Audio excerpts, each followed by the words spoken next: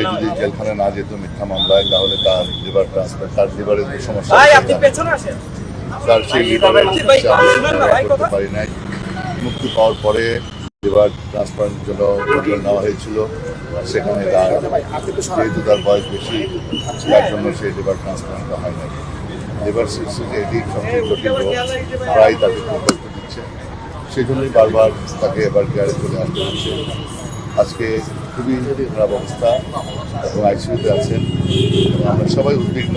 সরকার মধ্যে আছে গোটা জাতি সিসিইউতে আছেন এবং সবাই আমরা গোটা জাতি উদ্বিগ্ন। বিভিন্ন রাজনৈতিক দল সবাই আমাদের জন্য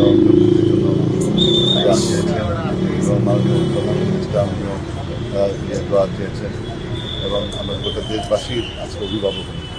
তো সেই হিসাবে আমরা সবাই উদ্বিগ্ন, আমরা সবাই দোয়া করি যেন আমাদের প্রিয় নেত্রী তিনি যেন আবার সুস্থ হয়ে আবার আমাদের মাঝে আসতে পারেন। আসলে সবাই সবাই দোয়া করাটাই এখন আমাদের কাজ এবং পরিবারের মেম্বারের সাথে আমার কথা হয়েছে এবং উনিও দোয়া চেয়েছেন।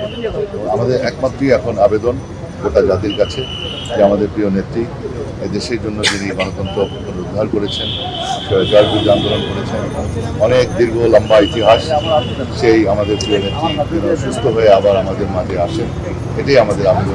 মেডিকেল বোর্ড কিন্তু সর্বশেষ কিছু জানিয়েছে কিনা? মেডিকেল বোর্ড না, এটা মেডিকেল বোর্ড সেটা তারা বলতে পারবে।